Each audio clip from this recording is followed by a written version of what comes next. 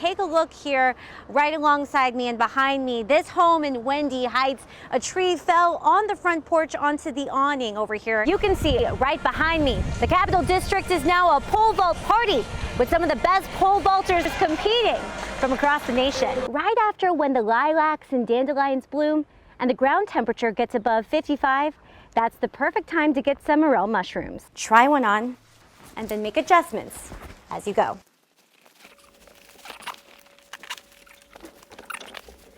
Feels really good. Mount Crescent is already a popular wintertime destination in the area. But the goal is to ultimately make this area an event center for weddings, family reunions, or other events. McQueen says that this space will have a hilly landscape on it, making it a great selfie spot for visitors. If you have a teen who's learning the ropes of the road, AAA has some tips to avoid a crash. Always wear a seatbelt. Don't have any distractions, and go easy on the gas to avoid speeding.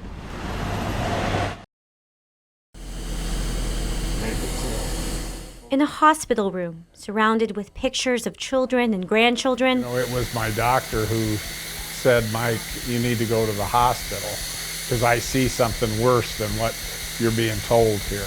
Mike Like reflects on a summer of hardship, where he went from being a healthy 65-year-old man to dealing with impending death due to COVID. He's just been so sick that he's almost unable even to sit up at the side of the bed just because his oxygen saturation's dropped with even the littlest amount of exertion.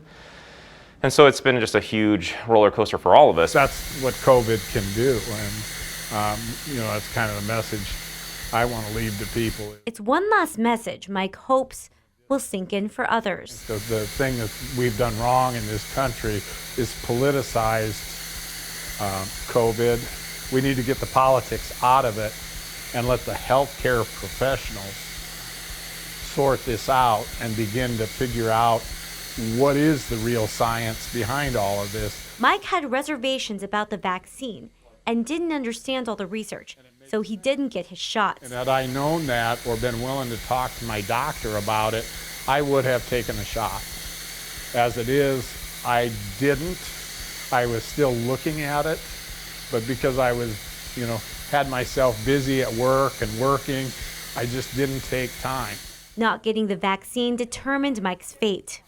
Ultimately that cost me my life because I contracted COVID and didn't have the protection that would have minimized the risk of the exposure.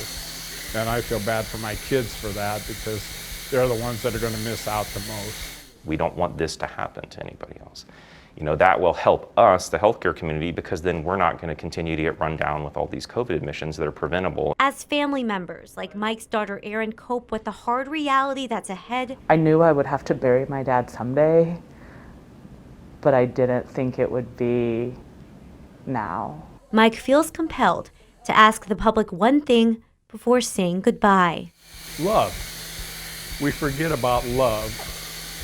And if we truly love unconditionally our family, and if we express the kind of love that God asks us to share with one another, these things wouldn't be issues.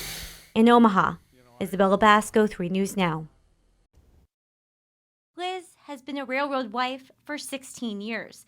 The hardest part of her marriage, seeing her husband. We could not have a decent conversation about anything important. We couldn't talk about what we're going to do with so-and-so as far as disciplining the kids. I don't know. We kind of got lost there for several years. Her husband broke down his schedule for me. An average worker with a 40-hour work week gets 104 weekend days off. Last year, her husband only had 49 days off, and only 15 of those days were on the weekend. He hasn't gotten a raise in 3 years and at one point worked 450 hours a month. It reached a breaking point when Liz saw her husband break down after working 13 straight days without any hope for a break. He cried. This is coming back to me. I'm going to cry. He cried for like 2 or 3 days. He couldn't stop. Conditions like these are why railroad workers were willing to shut down the country.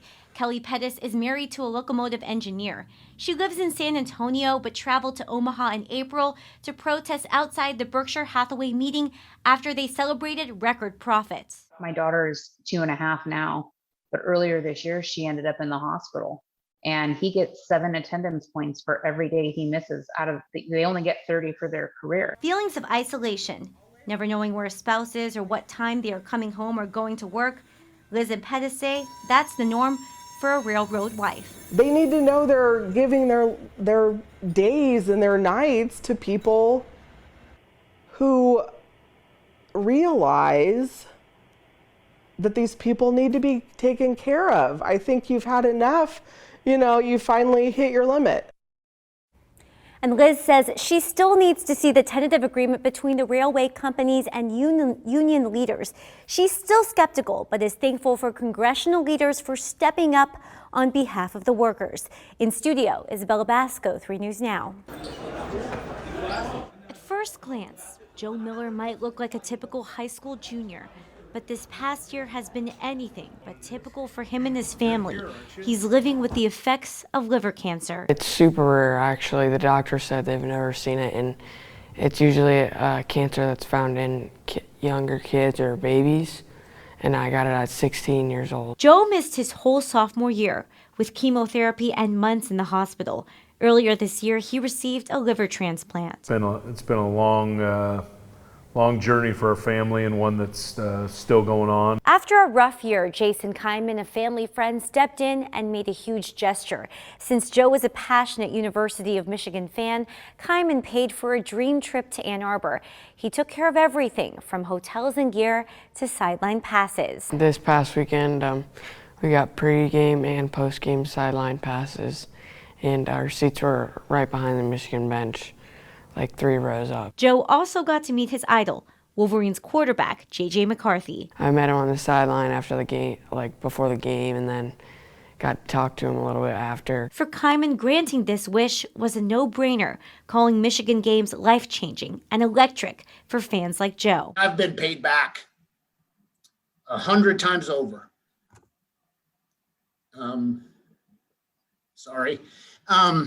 100 times over for the money I've spent. It's just been an amazing thing. Joe's father, Dan Miller, believes Kyman's good deed is reflective of Joe and his kind heart, which he's maintained despite all his challenges. The things that he's had to go through, a 16-year-old kid's not supposed to have to go through it, but unfortunately cancer usually finds the best. In Council Bluffs, Isabella Basco, 3 News Now.